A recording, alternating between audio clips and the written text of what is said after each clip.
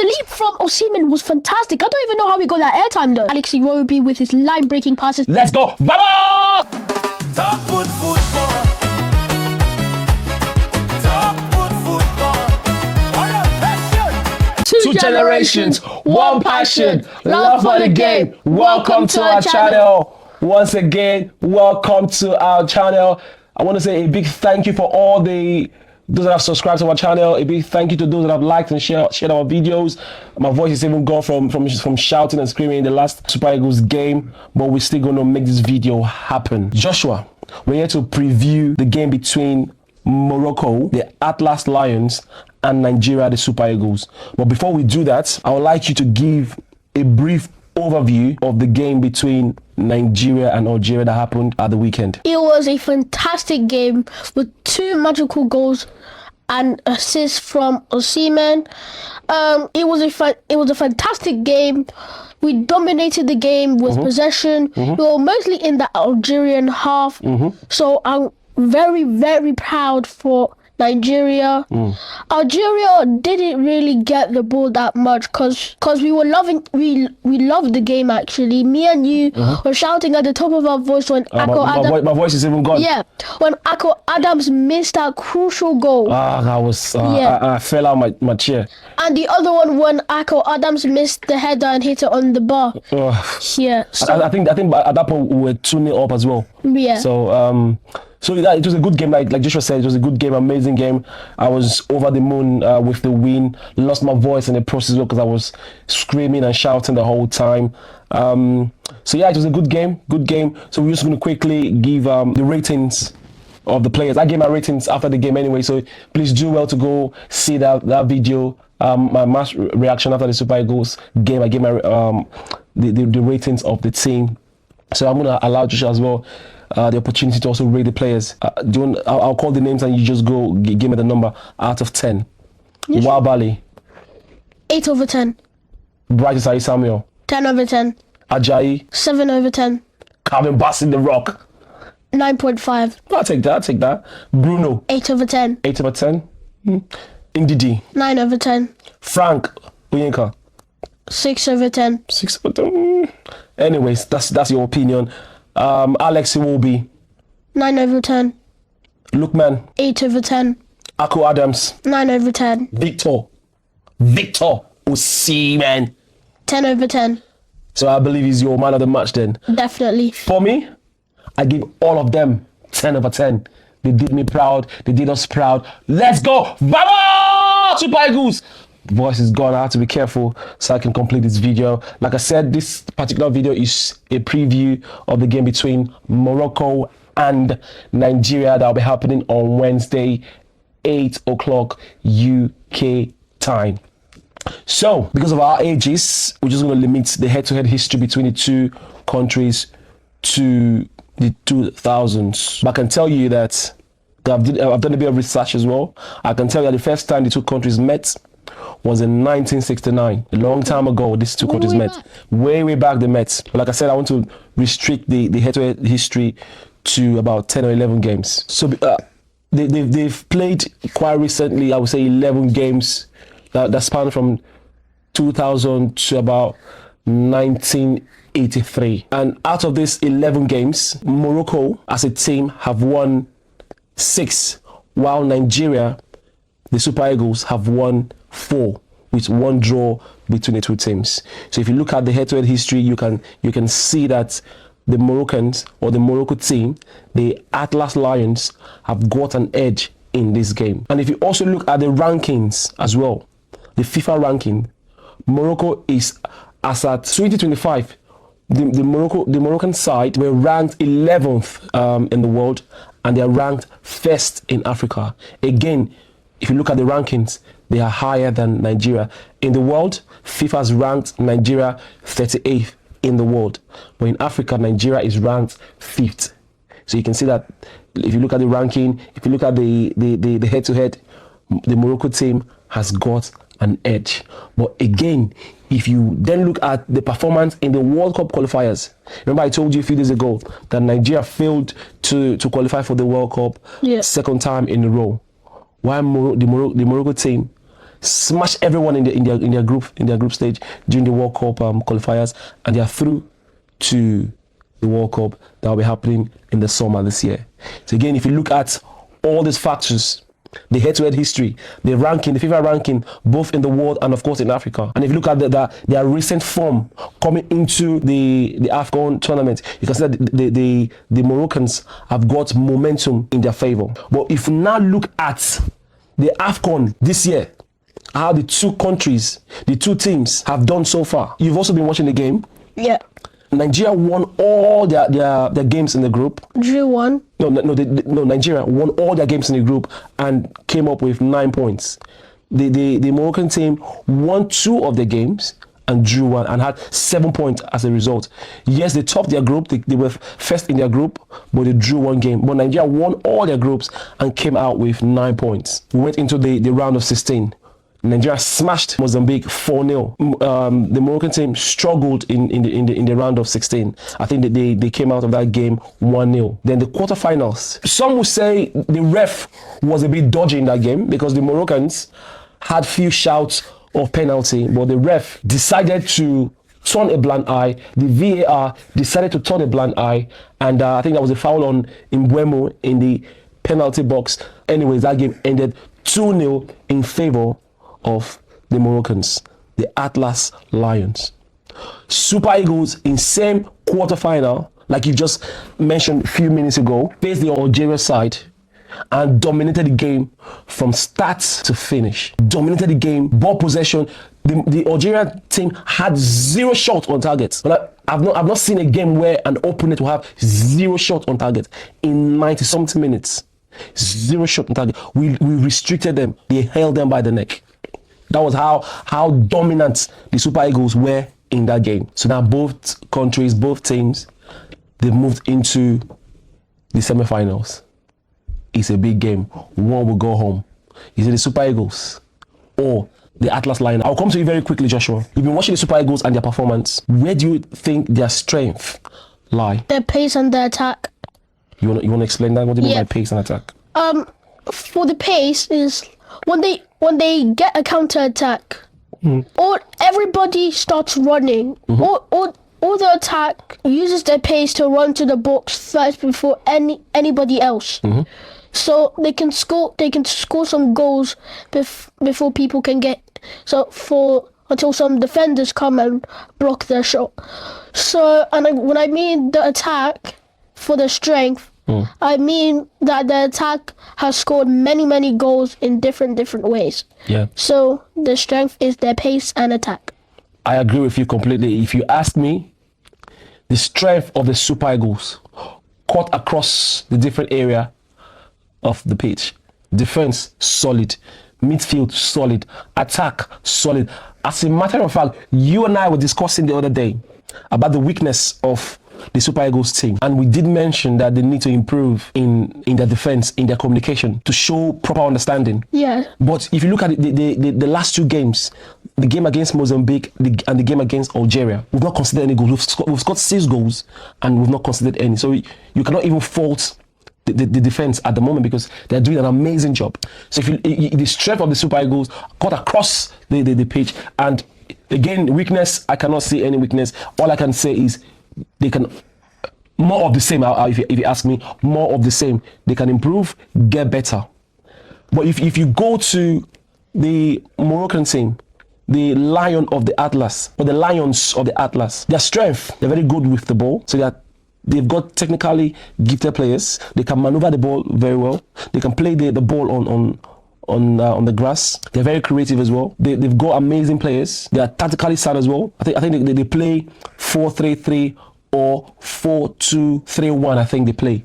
So they are very sound tactically. But their weakness now is the fact that they rely so much on their talented players like Brahim Diaz. He has scored 5 goals. He has played 5 games and he has scored 5 goals. So in all the games that he has played, he has scored. So they're relying heavily on him. And if you ask me, that is a weakness. Because if he doesn't perform, if the Super Eagles can mark him out of the game, it then means they will not perform that day. But if you look at the Super Eagles, the goals are coming from defense, the goals are coming from attack, the goals are coming from the midfield. So you cannot single anyone out in the Nigerian team to say I want to mark this person out, because you're marking Victor Osimhen, Adams Akko is there. If you're marking Adams, you've got Ademaya Lookman, you've got Onyedika, you've got Oyemechi. It's all over. The height is in their favor as well. So that is the weakness. And I think physically as well, if you look at the physicality of the Moroccan team, I believe strongly that if a team can exert and put pressure physically on the Moroccan team, I feel they're going to crumble. They're going to capitulate on that pressure. I was expecting the Moroccan team to exert pressure, their physical dominance on the Moroccan team, but for some reason they couldn't do that. I'm just hoping that Nigeria will be able to put their physical pressure on this Moroccan players and force them out of the game. So that will be the strength and the weakness of both teams. So let's look at the players that the first 11. If I ask you your first 11 for against the Moroccan team, if you were the coach, what players would you play? Your 11 players for the Super Eagles. Firstly, it would be Stanley Wabali in goal. Okay, that's a good one. Bright Osai Samuel. He looked very comfortable. Oh, he was killing it. He was smashing it that day. He looked very comfortable in. Let me tell you one thing. I thought Bright didn't have that in his locker. I never knew that Bright could not make someone run with the ball, dribble, draw fouls. He was playing like prime. Who will I call now? Who's the right back there? Maybe prime Cafu, a Brazilian. I know you don't know him. He was moving like. What's happening? What did Bright take? But he played very well. I will play him again as well. I just hope he plays safe, and even more we'll face Cameroon. Sorry, I stopped you going. So you made a mistake when you said Cameroon. You mean Morocco? Morocco. Oh, thank you for the correction. Thank you. So yeah, he looks very comfortable in the right back position. Yep. Then after it would be Ajayi and Calvin Bassey, because they have good connection together. When you call Calvin Bassey, that's that name, Calvin Bassey. It does something to me. Like he's a warrior. He's grown. I always say if I'm going to war, Bassey will be one of my generals. I'm not gonna lie to you. Calvin Bassey, every day, all day, in my defense. With Calvin Bassey, I can close my eyes. I know nothing's gonna happen. Go on again. Sorry. Even Ajayi and Calvin Bassey need to work on their friendship and learn how to talk together and learn that they can share the ball and get the ball to players that are forward. So yes. You see, you see this young man. You cannot please him. I'm saying they're doing very well. He said they need to improve. I don't know what to say. For me, they're doing amazing. I cannot fault anyone. I can't fault anyone. But you see this boy here? He just said you guys need to improve. Improve your communication. Improve your distribution. What can I say? That's what you said, not me. For me, you guys are doing amazing. More of the same for me. But you just said you have to improve. And the biggest room is that of improvement. So go on. So left back. Yeah, Bruno would be my left back. Okay. Because he was amazing in the Algerian match. He was running with the ball, passing to Osimhen, and the cross that he gave to Osimhen was fantastic. Oh God! Zidane didn't even see the ball. He was jumping, thinking the ball would be high, but it was low. The leap from Osimhen was fantastic. I don't even know how we got that airtime though. Let me tell you, in Nigeria, they say, I don't know, you must not understand this. They say in Nigeria we have an airline called Airpeace. We have another airline called Eric Air, they call it. They will not have Victor Osimhen Airways. The way he hung up there, waiting for the ball. I'm like, this guy is going against gravity. Gravity, I thought anything that goes up will come down. But my man was hanging there. Hanging there like there was a ball that he was holding. Oh my days, Osimhen. You know what? You can do no wrong. Take it from me. So you're talking about Bruno, yeah? Yeah, I would put Bruno in my starting 11. So then... The defensive... in the midfield. Frank. Okay. Even though he didn't really perform in the Algerian match, I would give him a second chance. You think he was quiet, but he was the one doing the dirty work. He was running. He was covering. I get you. He was a bit quiet in that game. But if you use your spiritual eyes and look at the game, you will see that Frank Oyenka was the one running, covering. There's a hole. There's an area that is covering. Frank is there to block the passing channel or passing lane. I agree with you. He was quiet, but he was still doing some dirty work that you need to pay close attention before you can pick those things up. So yes, Oyenka, your midfield. Who else? So next would be Alex Iwobi with his line-breaking passes that you say. Every time you do a video, line-breaking passes, that is the describing word you use for Alex Iwobi. I can't help it. The man is breaking lines, breaking defense with passes. What can I say? And Iwobi has come under a lot of abuse, a lot of insults, especially in the last AFCON. But this AFCON, he's playing at a different level. Like Alex Iwobi is here, and the other midfielders are down here. He's like, hold on, I play in Europe, you know. I play in the Premier League. I play in Fulham, you know. Don't shout with me. Don't come close. He was like, give me the ball, man. Let me break his defense with my pass. That's how he plays. But he plays with so much finesse, so much elegance. The way he plays. I've lost words describing this young man. But he's done me proud, man. He's done me proud. I'm not gonna lie. In Didi. I'm gonna stop you there. Didi got a yellow card. Oh yeah, you can't play. He can't play, so he's on suspension now. Yes. So we have the guy that plays in Club Brugge. The guy that came in against Uganda and scored a brace. What's his name? God. It's an Igbo name. Oh, is he? I confuse Oyedika and Oyeme. Is it Oyemechi? Please, someone help us in the chat. Help us. We can't pronounce that name, please. Help. But I know he plays in Club Brugge. Please help us with that name. He's going to be replacing Ndidi in the game against Morocco. I will describe him a little bit. Like what you told me last game. How you said he was a fantastic player. Who's that? The person you were talking about. Yes, I know. I've seen him play. He played against Barcelona. He was amazing that game as well. I'm telling you, if Ndidi, the way he plays, I assure you, we're not going to miss Ndidi. We're not going to. Take it from me. He will replace Ndidi easy. I'm not saying we're not going to miss Ndidi, but I'm telling you, this man. Please help us with the name in the chat. Help us with that name. He's gonna come in and bust the midfield. You know what? We're gonna watch the game on Wednesday. You will see him. Then it's going to be Lookman. Because even though he made Osimhen angry and he doesn't really release the ball that much, he can dribble fantastically well, passes fantastically well, and he is brilliant in everything he does. So I will put Lookman in there. Then it would be Akko Adams for my left wing. Okay. So he would really help Osimhen get some goals. So I would always running the channels, creating space for Osimhen. So you're correct, yeah.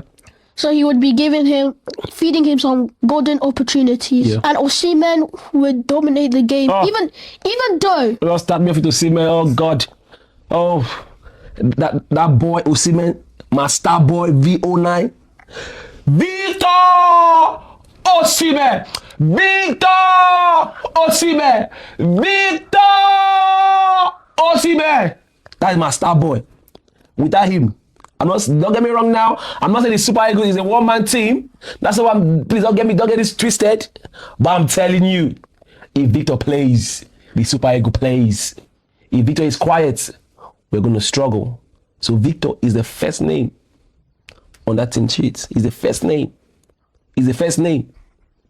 A one-legged Victor is better than who would I call? I don't want to disrespect no one now. I'll just leave it at that. Even though Victor is injured, let him play. But Victor is not injured. He's going to play that game. And he's going to score as well. It was said there first.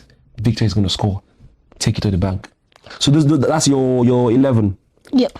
To be honest, it's just a repeat of the 11 that played against Algeria aside in Didi. So I agree with you. So more of the same, really, more of the same. Let's go there and dominate the game. Let's go there and drag them from pillar to post, left to right, because the crowd will be for them. Because that's the Nigerian way. I'm talking about the Moroccan crowd now, because Morocco is the one hosting the competition. So the fans, they have, if not 90 to 95% of the fan in that stadium will be for the Moroccan. Yeah. So Nigeria need to quiet down the crowd by dominating, by possessing the ball, by scoring goals early. If we can score 2 goals early, that crowd will simmer down. I swear down, they will come down.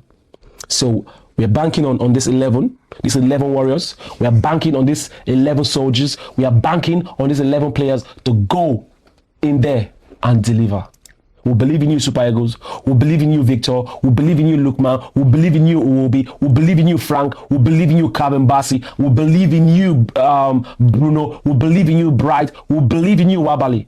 Go there and dominate. Like the Bible said, I've given you power to trample upon snake and scorpions.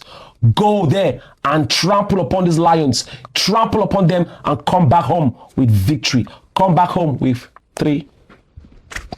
Because that's the trend. With 3 points. W in the chats. W in the chats. You want to tell them W in the chats? W in the chats. W's in the chats. That's how we're going to do it. We're going to end this video by giving a quick prediction of that game. You go first. Prediction. Looking at the history, looking at the performance, looking at all that's happened in this AFCON. With that in mind, prediction. My prediction and for the scoreline. Yes, the scoreline. Yeah, for my scoreline, it would be 2-1. 2-1 to who? To Nigeria. I'm looking at the camera, and I'm saying my prediction for this game. This is the game that Diaz will not score. This is the game that Diaz will be defending for the 90 minutes. This is the game that Osimhen will top him in the golden boot run. So I'm saying Nigeria 3, the Moroccan team 0. 3-0 for Nigeria. That's my prediction. So we're going to end the video here. I hope you've watched up until now. Please like, subscribe, and share our videos. Comment, tell a friend. That's how we know we're growing. That's how we know that we need to improve in our service delivery. So please, you want to tell them? Please like, share, comment, hit that bell so you get notifications when our videos are being uploaded. Please, from me and my son, I want to say bye. Top football.